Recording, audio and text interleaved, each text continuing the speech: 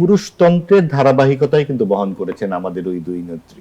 রাজনীতি এখনো নারী বান্ধব হয়ে ওঠেনি। এখন তো হয়ইনি। মাহবুব আজিজ, রাজনীতিতে ডানপন্থীদের উত্থানের ফলেই কি রাজনীতিতে নারীর ক্ষমতায়নে আমরা পিছিয়ে গেছি?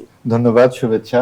আসলে ডানপন্থার উত্থান তো সাম্প্রতিক কালে যে আমরা বড় করে দেখছি, এটা তো একটা প্রসঙ্গ বটেই, কিন্তু সবসময় যে ডানপন্থার উত্থান এবং এই জন্য নারীর বিকাশের অন্তরায় হয়ে যাচ্ছে, ব্যাপারটা সেরকম নয়। আপনি দেখুন, যখন আপু কথা বলছিলেন, আমি হিসেব করে দেখলাম যে 34 বছর, গত 34 বছরের মধ্যে, মানে 24 সাল পর্যন্ত, 91 সাল থেকে 24 সাল পর্যন্ত, 34 বছর আমাদের যে গণতান্ত্রিক পথযাত্রা, সেখানে আপনার 2 বছর বাদে, 1/11 এর বাদে 32 বছর ক্ষমতায় ছিলেন শীর্ষ পদে নারী নেত্রী বেগম খালেদা জিয়া এবং শেখ হাসিনা।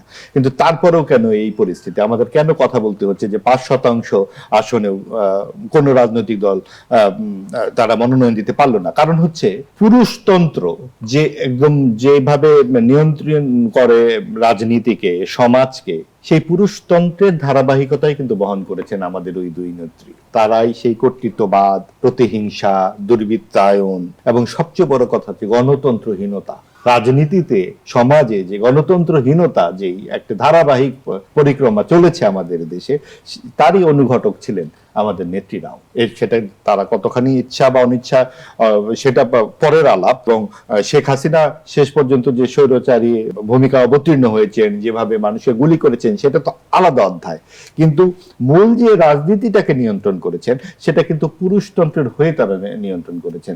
তাদের যেই শাসন পদ্ধতি আমরা দেখেছি, সেখানে কিন্তু নারী বাধ্য নীতি বলুন, নারী সংস্কারের প্রশ্নগুলো বলুন, সেখানে খুব বেশি উল্লেখযোগ্য, খুব অগ্রগতি আমাদের রাজনীতি এখনো নারী বান্ধব হয়ে ওঠেনি। এখন তো হয়ইনি, বরং আরো যত বেশি এগিয়েছে সময়, তত বেশি প্রতিবন্ধক হয়ে উঠেছে।